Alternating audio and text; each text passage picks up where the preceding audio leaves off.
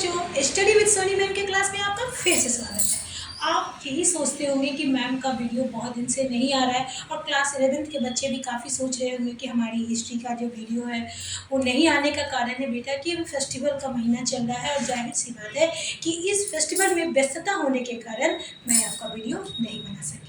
लेकिन बेटा मुझे जब भी समय मिलेगा मैं आपके लिए वीडियो लगातार जारी करते रहूँगी और मेरा ये दावा है कि अगर आप इस वीडियो के साथ जुड़े रहोगे तो ना केवल आपकी 11th की तैयारी काफ़ी बेहतर तरीके से होगी, बल्कि आप अगर इंटर के बाद या कोई भी बच्चे जो प्रतियोगी परीक्षा की तैयारी कर रहे हैं उनकी तैयारी में इतिहास विषय में कोई आपका समस्या उत्पन्न नहीं होगा और आपका इतिहास विषय की तैयारी जो होगी 11 की तैयारी के साथ ही होती चली जाएगी। ठीक है, क्योंकि आज की क्लास में हम एक नई जानकारी के साथ आपके पास लाए हैं, जिसमें सबसे पहले हम आपको ये बताना चाहेंगे बेटा, बहुत ऐसे बच्चे हैं जो कई वर्षों से कोशिश कर रहे हैं, उन्हें सफलता नहीं मिल रही है। तो मैं उन बच्चों के लिए बस यही मैसेज देना चाहूँगी कि हर कोशिश से सफलता नहीं मिलती, लेकिन बच्चों हर सफलता के पीछे कोई ना कोई कोशिश का ही हाथ होता है। तो आप अपने इस कोशिश को लगातार जारी रखो और मेरा दावा है कि आपको एक दिन सफलता जरूर मिलेगी। तो आज हम इस 11th के हिस्ट्री की क्लास में जो श्रृंखला हमारा 3 है, इस तीसरे श्रृंखला में जो मैं आपको पढ़ा रही थी मेसोपोटामिया की सभ्यता। तो मेसोपोटामिया की सभ्यता से जुड़ी अन्य 2 सभ्यताओं के बारे में हम आज की क्लास में चर्चा करेंगे। जिस प्रकार सबसे पहले हम सुमेरियन सभ्यता के बारे में चर्चा करते हैं। सुमेरियन सभ्यता, आपके दिमाग में बहुत सारा प्रश्न होगा, मैम सुमेरियन सभ्यता कहाँ है, अभी कहाँ स्थित है, सुमेरियन सभ्यता अपनी किन विशेषताओं के लिए जानी जाती थी और आज विश्व सभ्यता में सुमेरियन सभ्यता को किस कारण जाना जाता है। तो इस प्रकार आपके दिमाग में बहुत सारा इस सुमेरियन शब्द को लेकर या इस सुमेरियन सभ्यता को लेकर प्रश्न उठते होंगे। तो इस क्लास को देखते रहिए, जुड़े रहिए, आपको इन सारे प्रश्न के उत्तर इस क्लास के माध्यम से आपको मिल जाएंगे। तो सबसे पहले सुमेरिया की सभ्यता का आरंभ जो था वो आज से 4000 ईसा पूर्व हुआ था और ये सभ्यता जो है आपके टिग्रिस और यूफ्रेटस नदियों के बीच स्थित है, इसलिए इसे 2 नदियों के बीच स्थित शहर के नाम से भी क्या होता है, जाना जाता है।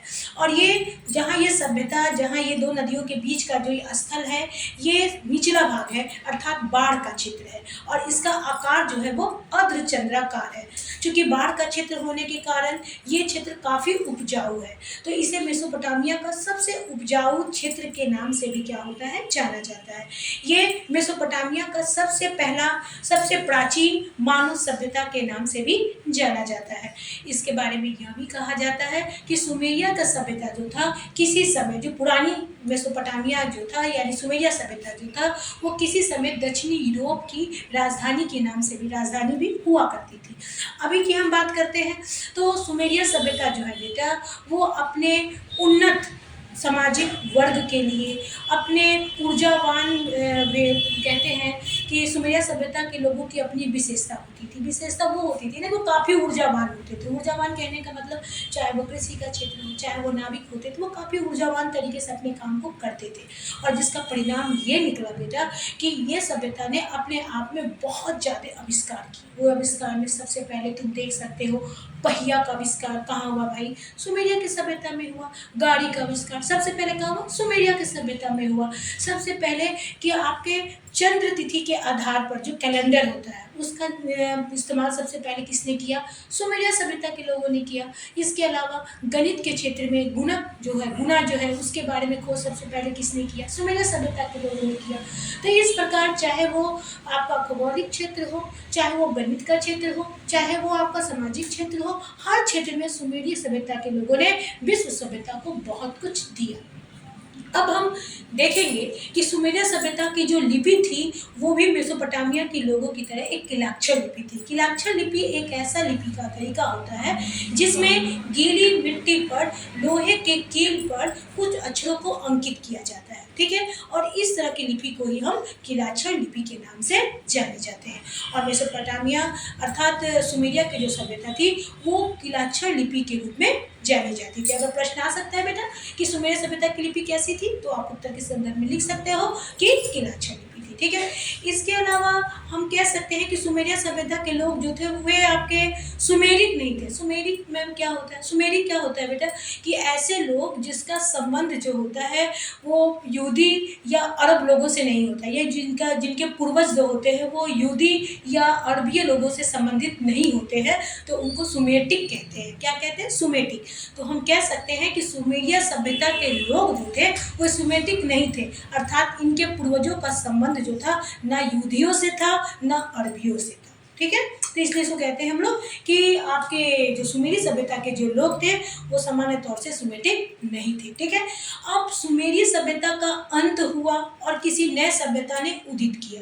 तो सुमेरी सभ्यता का अंत और नई सभ्यता जो थी वो अक्कादी सभ्यता थी, जिसे हम वर्तमान में आपको जिसे बेबीलोनियन सभ्यता के नाम से भी क्या होता है जाना जाता है।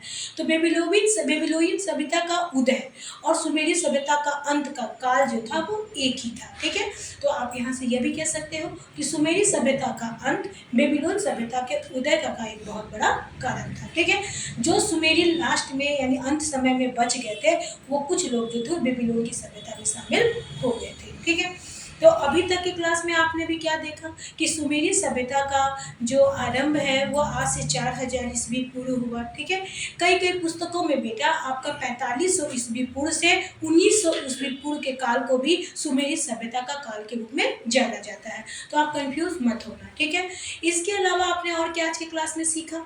तो आपने यही देखा कि सुमेरिक सभ्यता जो था वर्तमान में जो है वो मेसोपोटामिया के दक्षिण भाग में स्थित है। वर्तमान में यह क्षेत्र इराक के क्षेत्र में आता है।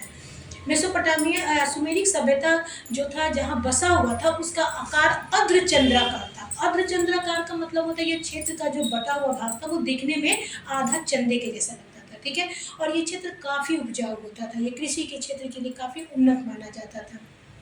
और अब एक भी ये भी याद कर सकते हो कि सुमेरिया सभ्यता जो था एक जो उन्नत सिंचाई व्यवस्था का आरंभ जो था, जो देने जो थी वो सुमेरिया सभ्यता के लोगों ने ही विश्व सभ्यता को दिया था।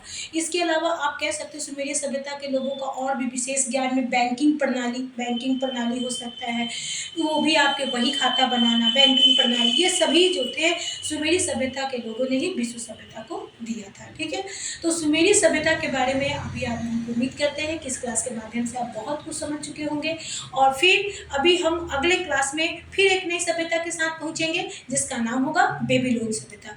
बेबीलोन सभ्यता जो क्लास 11 के सिलेबस में काफ़ी इंपॉर्टेंट है, और बेबीलोन सभ्यता का जो संस्थापक नहीं है बेटा, लेकिन बेबीलोनियन सभ्यता को चरम सीमा तक पहुंचाने का जिसे श्रेय होता है वो हम्मुराबी को जाता है। तो इस अगले क्लास में, अगली श्रृंखला में ना केवल हम्मुराबी की विधि संहिता के बारे में बल्कि हम्मुराबी का जीवन परिचय और बेबीलोन सभ्यता से जुड़े हुए और भी नई नई जानकारियों के साथ हम आएंगे।